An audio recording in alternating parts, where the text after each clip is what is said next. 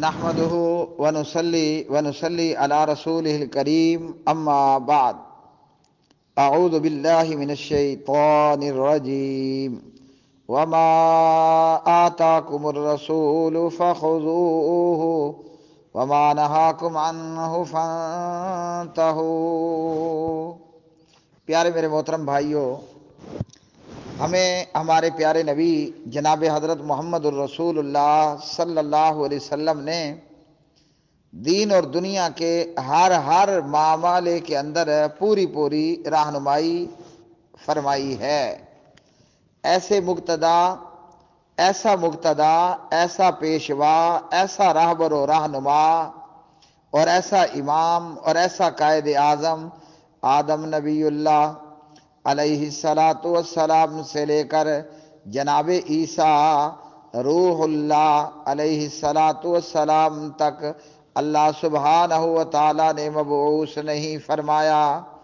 جو بیٹا اللہ نے جناب عبداللہ کو عطا فرمایا، جو بیٹا جناب اماں جی بی بی آمنہ کو اللہ سبحانہ و تعالیٰ نے عطا فرمایا، ایسی اولاد اور ایسا بیٹا اللہ نے اولاد آدم میں نہ آدم کو عطا فرمایا، نہ آدم کے بعد آدم کی اولاد میں سے اللہ نے کسی کو عطا فرمایا۔ قرآن مجید فرقان حمید سورۃ الاحزاب پارہ نمبر 21 میں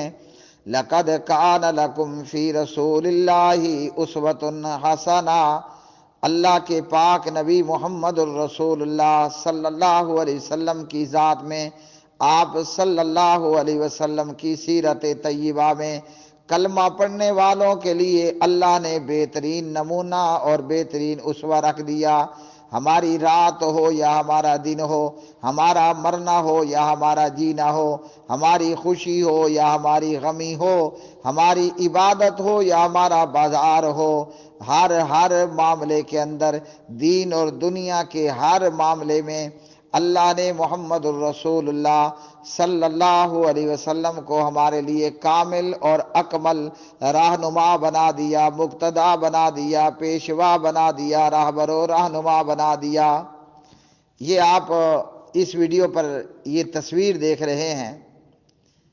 کہ قبر کے اوپر پھول اور پتیاں ڈالی جا رہی ہیں۔ یہاں یاد رکھیے کہ اپنا نام صرف اہل سنت کہلوا لینا، یاد رکھو کہ اپنا نام فقط اہل حدیث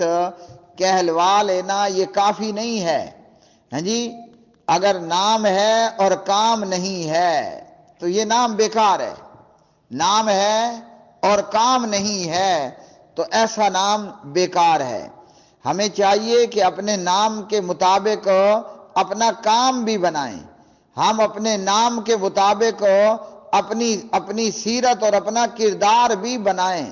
نام ہو اہل سنت اور اہل حدیث، بندہ کسی کے مرنے پر بھی بدعتیں کر رہا ہے، بندہ کسی کے جمنے پر، پیدائش پر، برتھ پر یہاں بھی بدعتیں کر رہا ہے، بندہ خوشی کے اندر ہاں جی فضولیات میں پڑ چکا ہے، بندہ خوشی کے اندر فضولیات میں پڑ چکا ہے، بدعات کے اندر اور خرافات کے اندر پڑ چکا، بندہ غم کے اندر بھی بدعتوں کا شکار ہو چکا۔ اللہ نے اس کے نام کو نہیں دیکھنا، اللہ نے اس کے برے اعمال مطابق اس کے ساتھ جزا کا اور سزا کا معاملہ کرنا ہے۔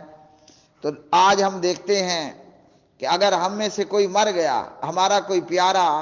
فوت ہو جاتا ہے،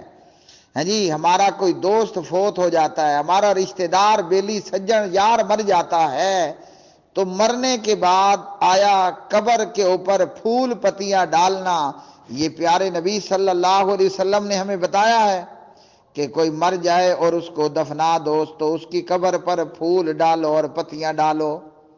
یہ بدعت ہے اور یہ اہل بدعت کا طریقہ ہے۔ اپنے آپ کو جو بھی اہل سنت اور اہل حدیث کہلواتا ہے نا، وہ اپنے نام کی خدا را لاج رکھ لے۔ ہم نے اپنے آپ کو اہل حدیث کہلوایا، ہم نے ہمارا نام اہل سنت والجماعت رکھا، تو یارو ہم اپنے نام کا بھرم تو رکھیں نا، کہ جو ہمارا نام ہے ہم اپنے نام کی لاج تو رکھیں۔ مرنے پر بھی بدعت ہوں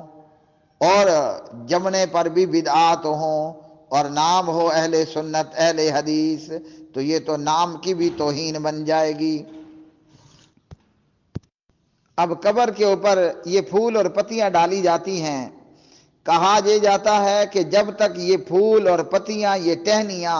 یہ سرسبز رہیں گی، مردے کو عذاب میں تخفیف کا، ریلیف کا باعث بنیں گی، جبکہ ایسا ہرگز درست نہیں ہے۔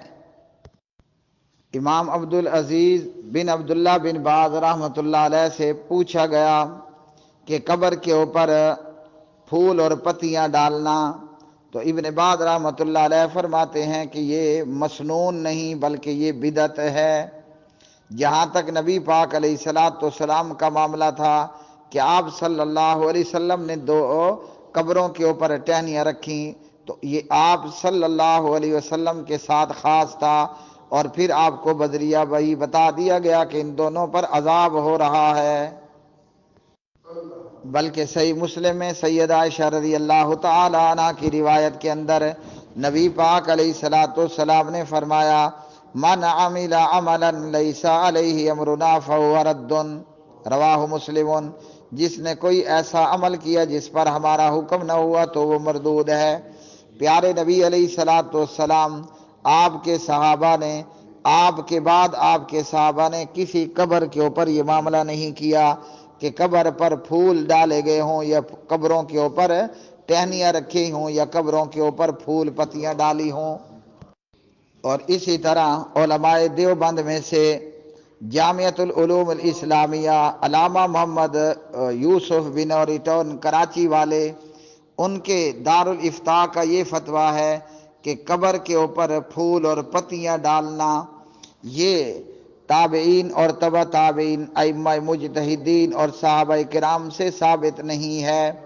علماء دیوبند کا فتویٰ تو یہ ہے کہ قبر پر پھول اور پتیاں ڈالنے کی بجائے آپ یہ رقم صدقہ اور خیرات کریں اور اس صدقے اور خیرات کے ذریعے میت کو ثواب پہنچائیں۔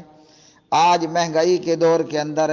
کم از کم، یہ کم سے کم بتا رہا ہوں، کم از کم پھول اور پتیوں کا یہ ٹوکرا 500 روپے تو ہے۔ اسی 500 روپے کے اندر آپ 500 روپے کا آٹا کسی غریب کو لے کر کے دیں اور میت کو ثواب ایصال کریں۔ اسی طرح جاہل اور بے علم اور لا علم لوگ قبر پر آ کر کہیں باجرہ ڈالیں گے تو کہیں گندم ڈالیں گے، بجائے اس کے آپ وہی باجرہ وہی گندم مردے کی طرف سے صدقہ کرو اور غریبوں اور مسکینوں کو کھلاؤ۔ اور قبروں پر پھول اور پتیاں ڈالنے کے حوالے سے سعودی لجنہ کا یہ فتویٰ ہے کہ یہ بدعت ہے۔